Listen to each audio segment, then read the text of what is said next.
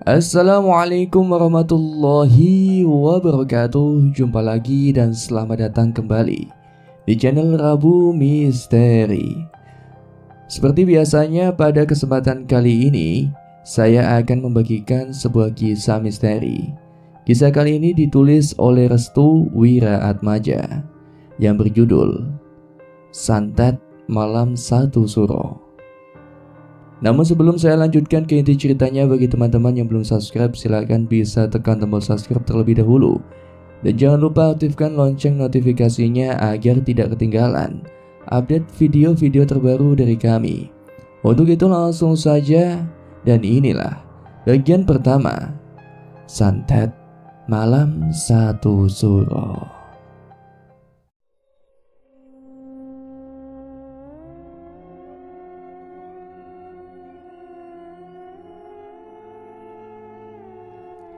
Jawa Tengah tahun 1980. Mas Sabto menikahi seorang wanita asal daerah Jawa Tengah sesuai dengan nasihat dari orang tuanya. Wanita itu bernama Kirana. Mas Sabto sendiri belum mengenal lebih jauh mengenai Kirana yang dimaksud itu. Karena dijodohkan, Mas Sabto tak berkutik lebih jauh akan penolakannya yang bisa saja membuat sakit hati terhadap kedua orang tuanya. Dek, aku tidak bisa melanjutkan hubungan ini. Orang tuaku sudah menjodohkanku dengan perempuan asal Jawa Tengah, ucap Sabto pada Citra. Mengenai hubungan antara Sabto dan Citra, keduanya adalah partner dalam pekerjaan, saling mengisi satu sama lain dan saling bekerja sama. Namun perjodohan yang dilakukan oleh kedua orang tua Sabto memudarkan keinginan Citra untuk mendapati cintanya. Mas, aku gak sudi kamu kawin sama yang lainnya. Apapun caranya akan kuhalangi, ucap Citra dengan nada bicara yang tinggi. Kamu gak boleh gitu dong, Dek. Kamu juga harus menghormatiku. Walau kita mempunyai kenangan yang membuat kita sedekat ini, jangan kau jauh seperti mentari. Sabto terus menekan kepada Citra agar merestui hubungannya dengan Kirana, wanita asal Jawa Tengah itu. Pokoknya aku gak mau, titik.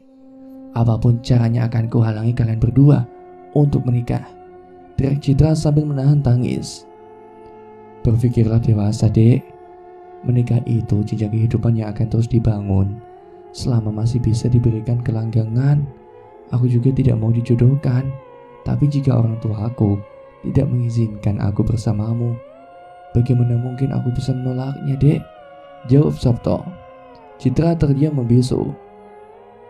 Sambil memegangi kedua tangan Citra, Sabto meyakinkan pada Citra agar dia akan selalu ada untuk Citra, namun dengan status yang berbeda, hanya sebagai teman saja. Dek, tolong restui ya, pinta Sabto. Aku gak mau. Tetap saja Citra tidak bergeming hatinya sedikit pun. Sabto sudah kehilangan akal. Dia tidak tahu harus bagaimana lagi untuk menyentuh hati Citra agar menyetujui hubungannya dengan wanita asal Jawa Tengah itu. Oke mas, aku bakal ngerestui kamu. Tapi ingat satu hal ini, di malam satu suro, di tahun di mana gemerlap cahaya menjadi redup, angin berhembus kencang dan bermekarannya kembang kantil, aku akan datang dengan membawa hadiah yang menyakitkan untuk kalian berdua, ucap Citra. Citra melepaskan genggaman tangan Sabto dan beranjak pergi dari tempat pertemuannya. Sabto hanya bisa mendengarkan perkataan aneh itu. Apa maksudnya dengan malam satu suro dan bermekarnya kembang kantil itu? Setelah kepergian Citra saat itu, Sabto tak bisa lagi menemui keberadaan Citra. Dia mencoba untuk menanyakan pada teman dekatnya, namun tidak ada satupun yang tahu dengan posisi Citra saat itu. Nak, kamu sudah siap? Aku nikahkan dengan Kirana, anak perempuan cantik dari Jawa Tengah, tanya ibu Sabto. Kalau itu pesan ibu, akan Sabto laksanakan. Doakan saja, Bu, ucap Sabto. Alhamdulillah, kalau gitu. 1 bulan setelah pertemuan terakhirnya dengan Citra, pikiran Sabto menjadi kacau. Dia masih terngiang-ngiang dengan perkataan Citra sebelum pergi.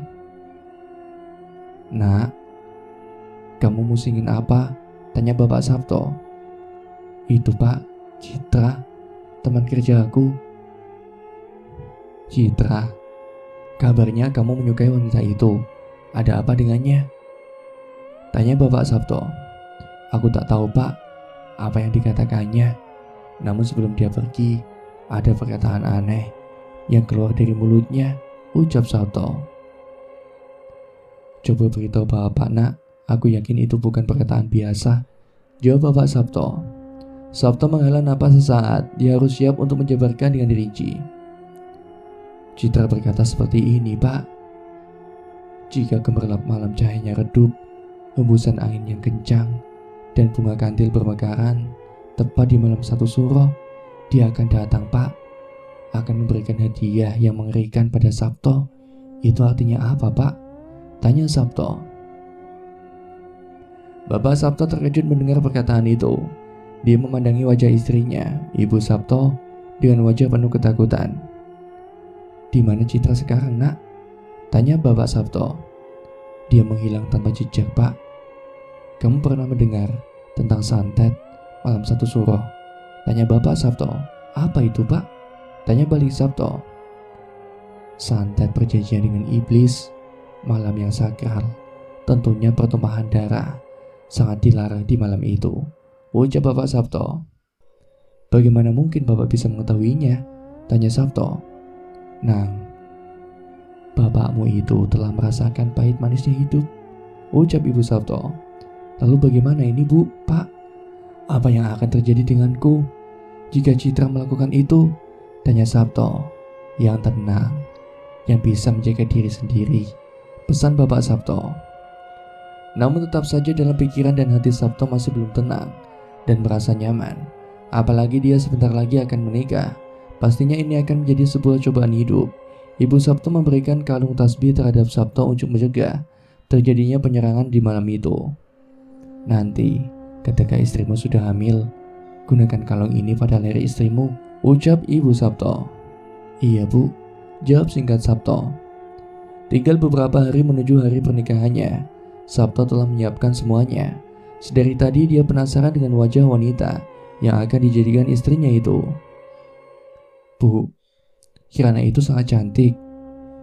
"Banget Nak," ucap Ibu Sabto sambil tersenyum. Hari-hari sebelum pernikahan Sabto dengan Kirana digelar, keluarga Sabto mendapati berbagai macam keanehan dalam rumahnya. Setiap kamar tergantung bunga kantil serta sesajen aneh berupa ikatan bangkai tikus yang diletakkan di bawah tempat tidur Sabto. "Bu, Pak, ini apa?"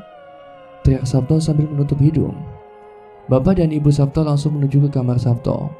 "Astagfirullahaladzim, apa ini Nak?" tanya Pak E. "Aku tidak tahu Pak." Ibu Sabto langsung mengambil sapu lidi dan menyerok sampah untuk membuang sajian aneh itu. 3 bangkai tikus diikatkan menjadi satu menggunakan tali tambang dan diletakkan dalam sebuah wadah yang terbuat dari tanah liat. Bunga kantil yang tergantung dalam kamar Sabto pun dicopot secara paksa untuk mengurangi keresahan dalam diri Sabto. "Yang tenang dan yang legowo. Dirimu sedang diuji dengan ujian yang sangat sulit." Pesan demi pesan yang disampaikan oleh Bapak Sabto sangat memikat di hatinya untuk selalu berpegang teguh pada keyakinan dan ketetapannya terhadap nilai-nilai kebaikan.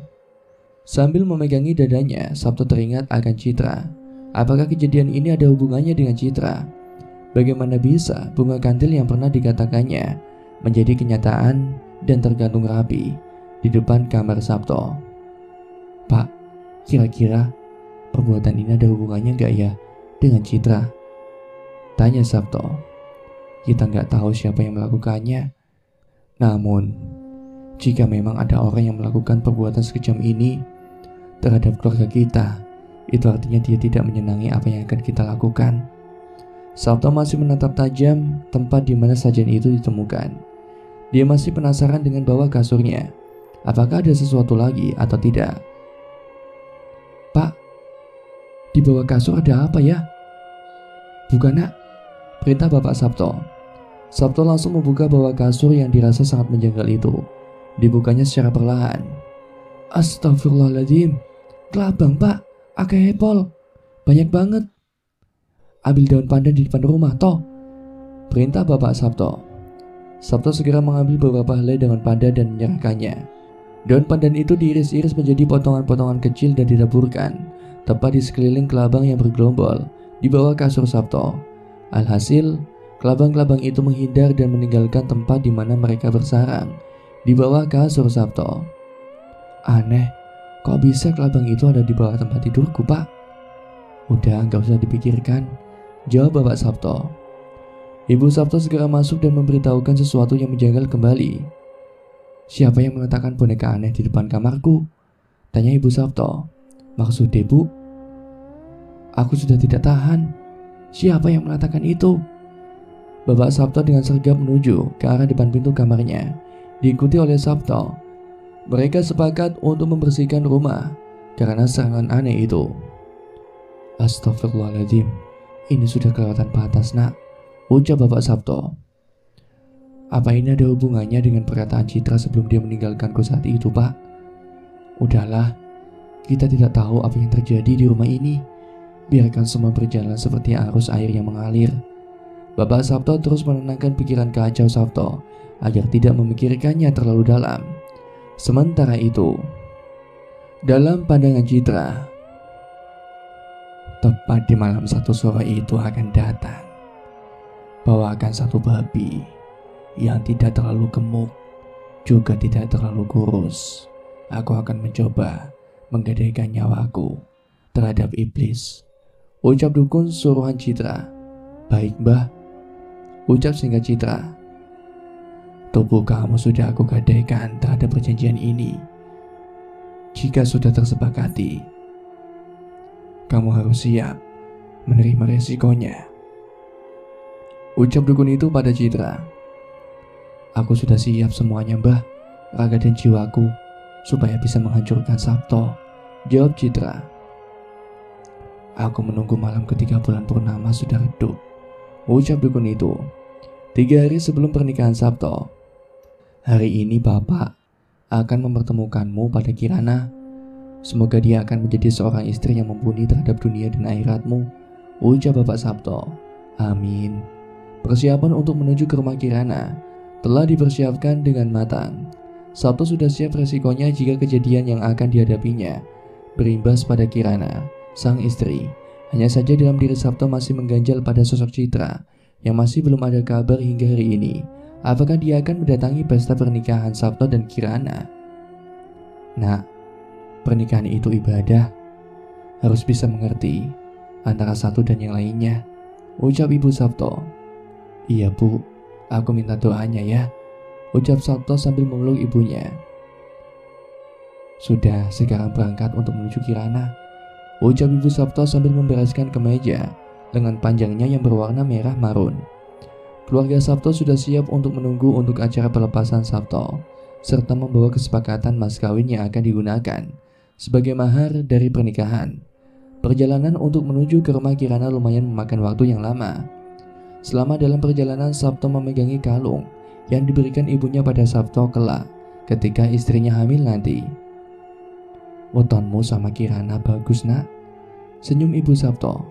Alhamdulillah Bu, kalau gitu terima kasih Bu yang bisa menjaga diri sendiri dan istrimu nak. Iya Bu, siap. Amanat Ibu bakal Sabto laksanakan, ucap Sabto. Sepanjang jalan, Sabto juga memperhatikan pedesaan yang menuju ke arah Kirana. Desa itu disebut sebagai desa anti santet karena penduduk yang rajin ibadah, dan segala penangkal santet berada di setiap depan pintu rumah warga. Desa apa ini namanya Bu? Desa ini disebut sebagai desa anti santet. Lihatlah, setiap rumah memasang potongan daun pandan dan ilalang liar. Sabto mengangguk paham, rumah-rumah di desa ini masih sangat elok dan rapi, menggunakan anyaman-anyaman bambu. Para warganya yang sopan dan ramah membuat Sabto betah tinggal di tempat ini. Dia lebih penasaran terhadap Kirana ketimbang kebiasaan-kebiasaan di desa ini. Bagaimanapun juga desa ini adalah desa sebagai tempat penyerangan santet malam 1 Suro. Sebentar lagi sampai, ucap sopir Bapak Sabto. Kerumunan warga yang menyambut mobil Sabto segera memberikan jalan untuk menyambut calon pengantin pria.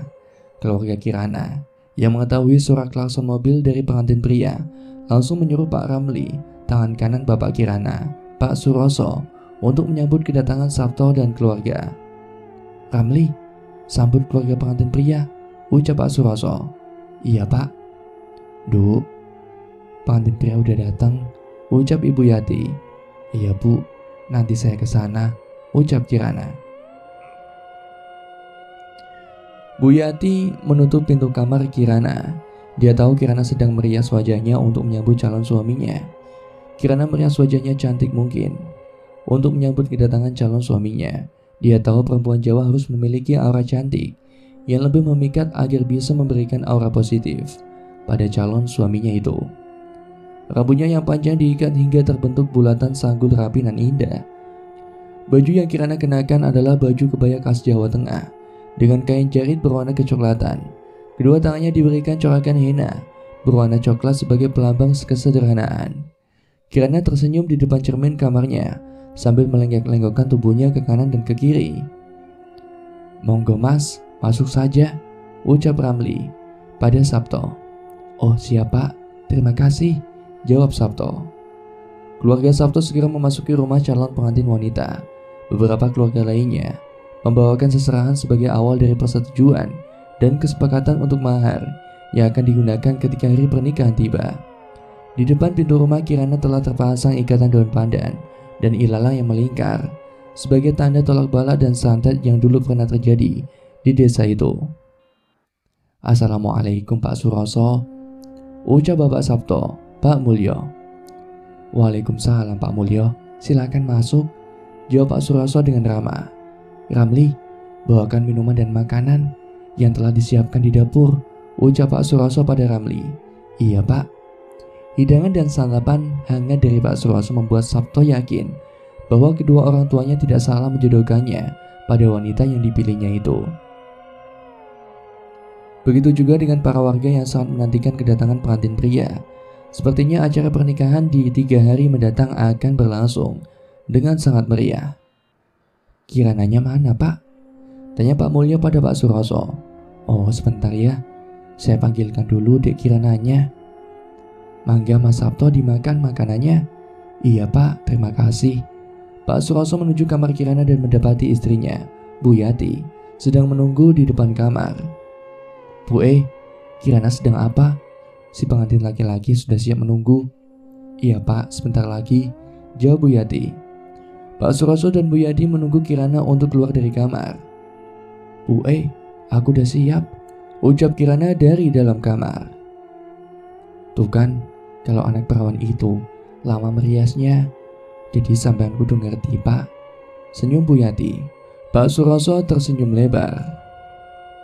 Sebentar lagi putri kesayangannya itu akan melepas lajang dan membangun keluarga barunya bersama menantu yang diidam-idamkannya, yaitu Sabto. Kirana keluar dengan tampilan yang berbeda, tampak cantik dan anggun. Bukan seperti Kirana dulu yang nampak manja. Kini Kirana sudah siap untuk melepas masa lajangnya. Masya Allah, cantiknya pol gue dek. Matur suwun Pak, jawab Kirana sambil tersenyum. Mari, Bapak tuntun kamu untuk menuju calon suamimu. Semoga kamu menyukainya, ucap Pak Suroso. Iya Pak. Langkah Kirana tampak luas dan tertata. Bau minyak wanginya menyerbak luas hingga membuat Sabto yang sedang melahap makanannya tampak terpesona dengan kehadiran bau yang menusuk hidungnya. Nak Sabto, ini putriku, calon istrimu, Kirana Putri Antasari, ucap Pak Suroso. Sabto hanya melongo sambil mengucek-ngucek matanya beberapa kali. Baru kali ini ada wanita yang mengalahkan kecantikannya, melebihi ibu dan citra. Dia adalah Kirana Putri Antasari. Apa Bapak bilang? Dek Kirana itu ayu nepal. Pak Mulyo membuka lelucon sebagai pemecah ketegangan dalam diri Sabto. Ini Sabto dan Kirana saling berhadapan, saling tersipu malu dan menunduk malu, tak tahu harus berbuat apa. Mereka belum pernah bertemu. Belum pernah saling bersua, namun rasa penasarannya semakin meningkat manakala keduanya saling curi-curi pandang. Biasa, awal pertemuan memang tersipu malu, nantinya juga malu-maluin, ucap lagi Pak Mulyo dengan humor tingginya, mampu mencairkan suasana. Serentak seluruh orang yang berada di rumah Pak Suroso menjadi tertawa karena humor dari Pak Mulyo itu. Sabto baru tahu bahwa bapaknya berandil besar dalam memenangkan hatinya. Kini Sabto semakin mantap untuk menikahi Kirana. Dek Kirana, ini anakku Sabto Adia Wiranta. Ini anak satu-satunya. Bapak harap kalian berdua bisa membangun keluarga yang harmonis dan penuh kebahagiaan, ucap Pak Mulyo. Bapak dan Pak Mulyo adalah teman. Waktu bekerja dulu, kita dipertemukan kembali di tempat yang istimewa. Sabto yang mendengar ucapan dari mulut Pak Suroso kaget. Pantas saja, bapaknya sangat akrab dengan calon menantunya. Ternyata Pak Mulyo dan Pak Suroso adalah teman lama yang dipertemukan kembali. Kapan acara pengikatan ini akan diadakan? Tanya Pak Suroso. Sekarang saja, Pak. Untuk pernikahannya? Tanya kembali Pak Suroso. 3 hari dari sekarang adalah Selasa Pahing. Saya yakin keistimewaan akan menyambut mereka berdua sebagai pasangan suami istri yang baru cukul atau tumbuh dari bunga yang baru mekaran, ucap Pak Mulyo. Semua hadirin yang menghadiri acara pengikatan dan kesepakatan tanggal pernikahan antara Sabto dan Kirana mengangguk paham. Pak Mulyo juga pintar dalam meletakkan hari untuk pernikahan keduanya. Baiklah, jangan terlalu lama, segerakan saja acara pengikatannya. Semoga kalian berdua bisa bersabar sampai hari yang ditentukan sebagai bentuk penghalalan, yaitu disahkannya kalian berdua sebagai seorang suami istri, ucap Pak Suroso. Saya setuju, ucap Pak Mulyo. Acara pengikatan sebagai mengikat hubungan antara Kirana dan Sabto dimulai. Pak Mulyo memberikan 2 buah cincin yang akan diserahkan pada masing-masing pengantin. Setelah itu masing-masing pengantin memasukkan cincinnya ke jari kelingking pasangan yang berada di tangan kirinya. Setelah itu masing-masing dari mereka menyuapi makanan ringan yang telah disiapkan terlebih dahulu sebagai bentuk pengenalan dan keharmonisan keluarga baru. Setelah acara pengikatan telah selesai, Sabto boleh melihat kamar Kirana. Hal ini sebagai penilaian dari diri Sabto pribadi, apakah Kirana layak untuk dijadikan istrinya atau tidak. Jika layak, maka Sabto cukup menganggukkan kepalanya sebagai bentuk kelayakannya. Sabto memperhatikan kamar Kirana yang mana pintunya telah terpasang irisan daun pandan dan ilalang liar. Sabto sedari tadi bingung akan lambang itu, apa maksud dari pandan dan ilalang yang ditempelkan tepat di depan pintu. Pak ucap Sabto sambil mengangguk. Alhamdulillah, sudah kuduga kamu bakal menyukai Dek Kirana, jawab Pak Mulyo. Kirana hanya tersipu malu sambil memainkan kedua tangannya yang telah bercorak henna. Sabto langsung terduduk kembali di hadapan Kirana dengan wajah yang sumringah. Sabto, ada yang ingin kau sampaikan pada Dek Kirana? Tanya Pak Suroso. Tidak ada, Pak, jawab Sabto sambil tersenyum. Alhamdulillah, tinggal menunggu hari H, kita akan persiapkan pernikahan kalian berdua. Sabto dan Pak Mulyo segera bangkit. Acara pengikatan kedua mempelai telah usai. Kini saatnya Sabto dan keluarga untuk kembali ke rumah untuk mempersiapkan segala sesuatunya. Di hari Selasa Pahing nanti, Pak Suroso dan Kirana mengantarkan rombongan Sabto dan keluarganya hingga ke depan tugu desanya. Sabto masih memandangi setiap rumah yang terpasang irisan daun pandan dan ilalang. Dia masih belum mengerti akan arti itu semua. Terima kasih Nak Sabto sudah mengunjungi rumah kami dan berkenan menyetujui acara pengikatan ini. 3 hari dari sekarang, Nak Sabto harus mempersiapkan seluruh jiwa dan raga untuk acara pernikahan nanti, ucap Pak Suroso. Iya Pak, aku siap, senyum Sabto.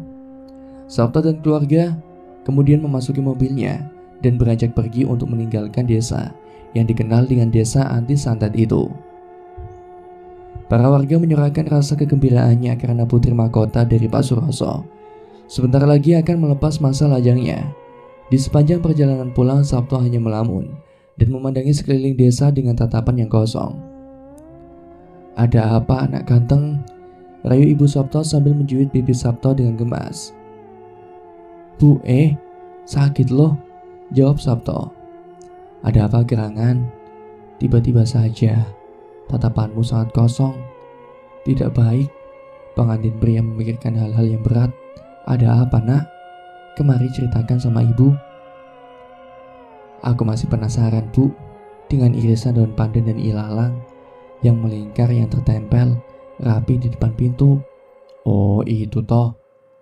Tanya bapakmu kalau itu. Dia akan temannya Pak Suroso. Pasti ada cerita yang diceritakan oleh Pak Suroso pada bapakmu." "Pak, gak mau cerita?" Sebentar," jawab Pak Mulyo. "Tempat itu pernah menjadi sasaran santet pada masa lalu karena ada salah satu warganya yang melakukan pemujaan kepada iblis. Semua warga menjadi korban dari keganasan santet itu yang dilayangkan tepat di malam satu suro," ucap Pak Mulyo. "Para warga yang terkena santet banyak yang mengalami penyakit-penyakit aneh. Entah apa yang diinginkan oleh orang itu hingga dia menumbalkan warganya. Namun ada satu datuk persepsi yang membuat bapak yakin akan satu hal," ucap Pak Mulyo.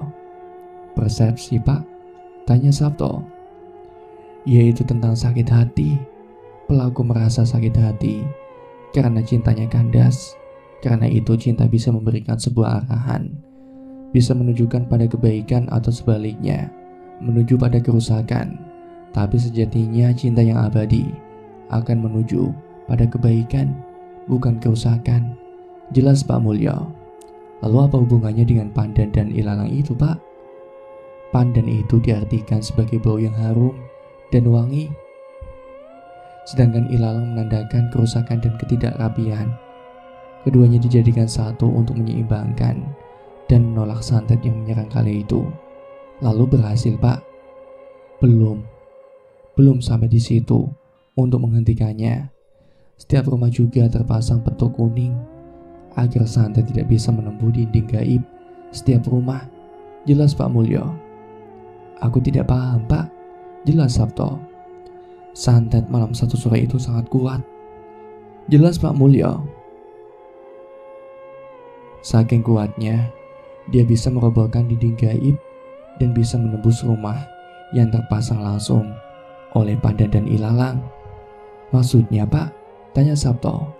"Santet itu masih bisa menyerang walaupun setiap rumah telah terpasang petuk dan lainnya," tambahnya. "Apa bentuk santet itu, Pak?" tanya Sabto. "Satu, bentuknya tali gaib.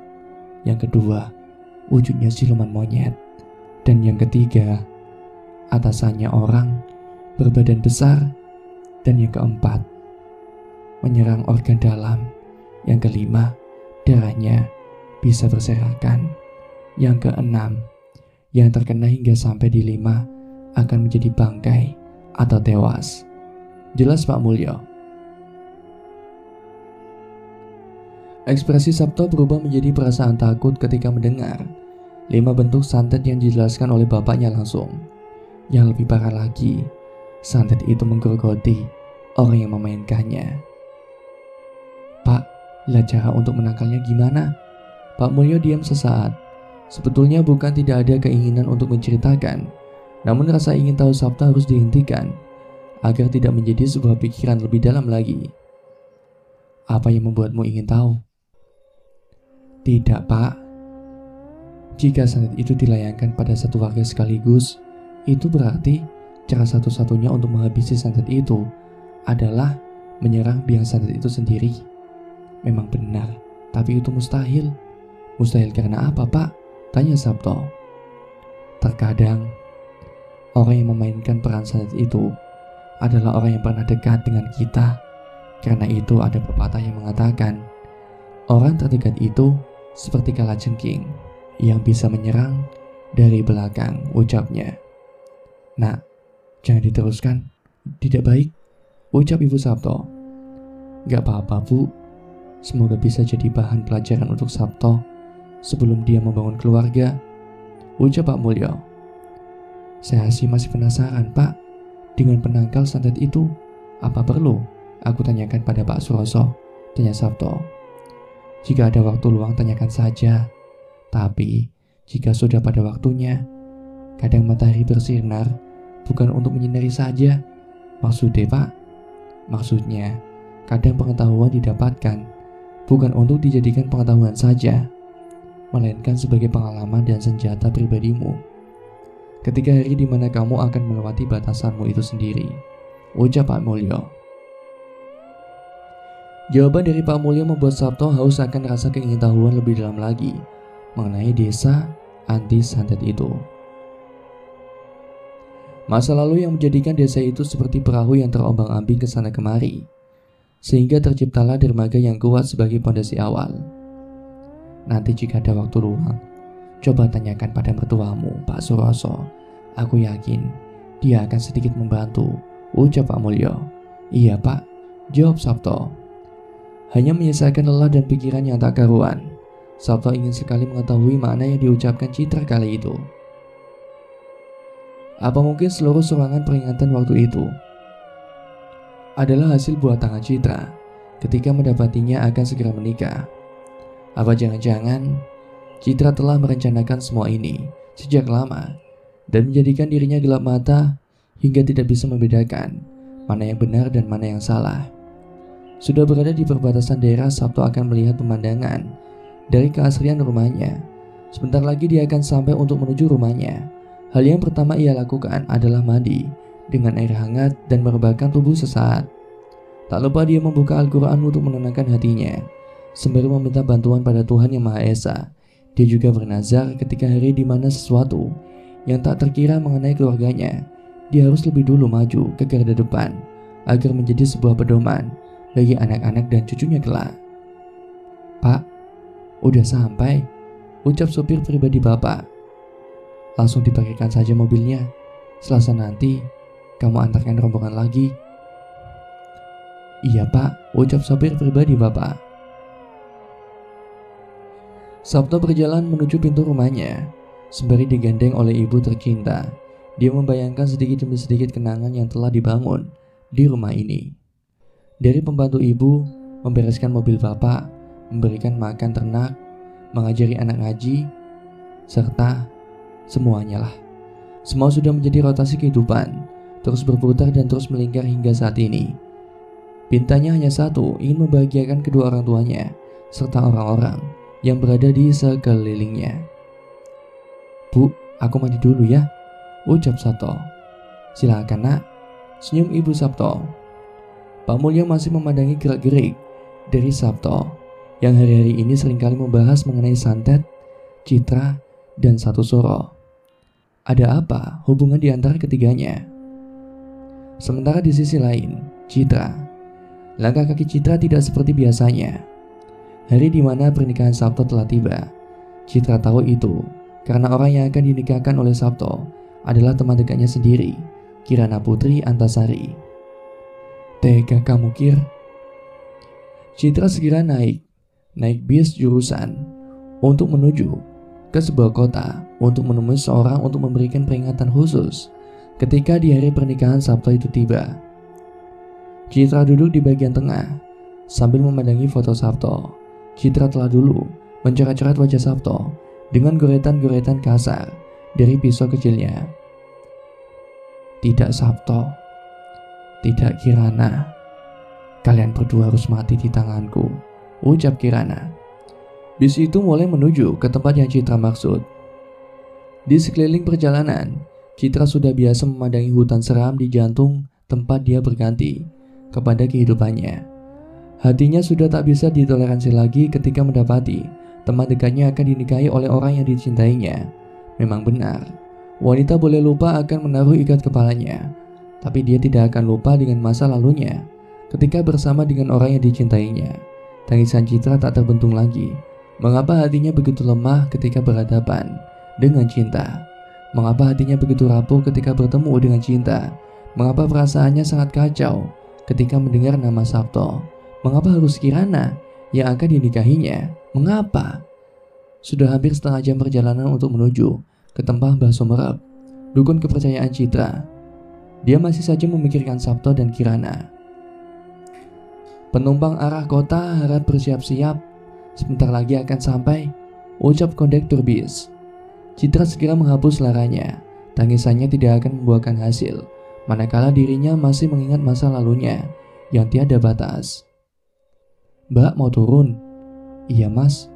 Sebentar lagi mbak, tunggu bisnya berhenti. Citra terobsesi pada Mbak Sumerep ketika dia mendapati kenalannya pernah melakukan hal yang sama. Mbak Sumerep itu orang sakti mandraguna, mampu menghancurkan orang yang kita inginkan.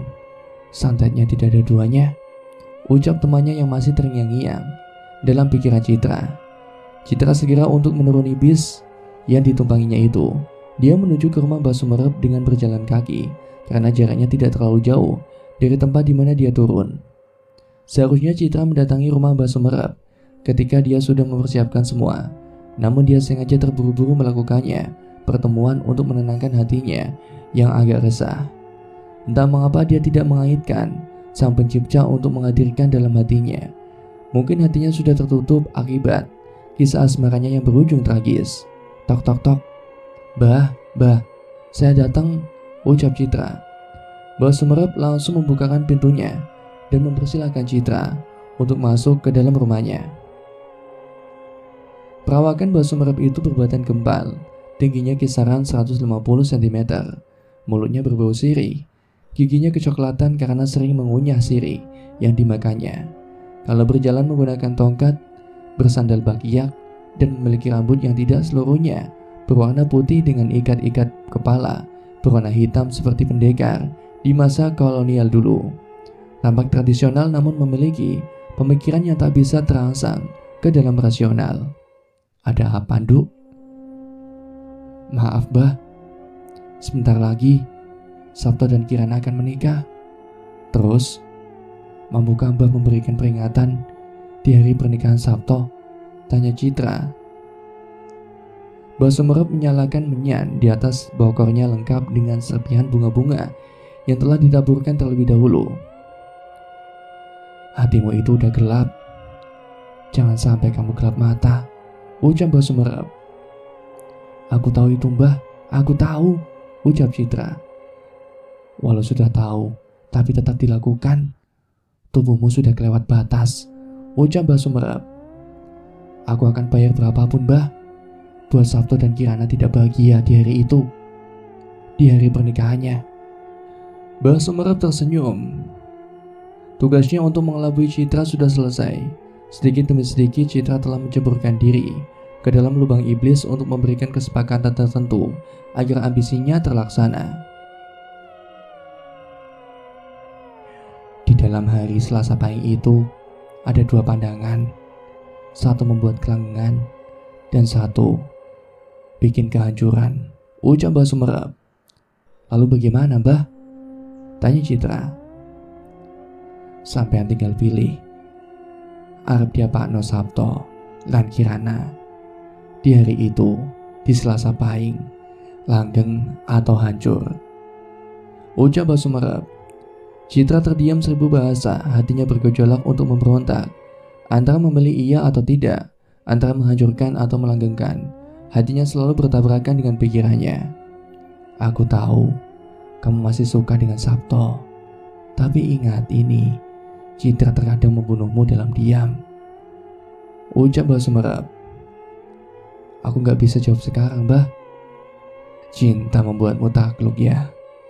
Citra masih mengingat beberapa bulan yang lalu ketika dia masih bermesraan dengan Sabto. Pandangannya ke depan Sabto akan menikahinya dalam jangka waktu yang tidak akan lama.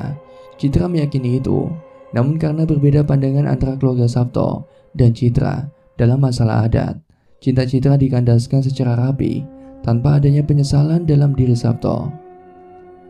Apakah kamu sedang mengingat masa lalu, masa di mana hatimu sedang terpenuhi akan janji-janji palsu? Mbah Sumerep mencoba meyakini Citra dengan memojokinya terhadap argumen-argumen panas yang nantinya akan menggoyahkan keraguan Citra. Apakah pria brengsek itu seperti Sabto akan membuatmu bahagia hari ini? Ucap Mbah Sumerep sambil memegangi pundak Citra. Apa kamu tahu mengapa aku ingin membantumu. Keluarga Kirana adalah musuh bebuyutanku. Kita ditemukan dalam satu kepastian yang sama, dendam. Aku mencintai Bu Yati dan kau mencintai Sabto. Bagaimana kalau kita hancurkan mereka semua? Ucap Mbah Sumerep. Lantas apakah yang akan terjadi selanjutnya? Akankah mereka berhasil untuk menghancurkan keluarga Kirana dan Sabto? Jangan kemana-mana, kita lanjutkan di episode kedua.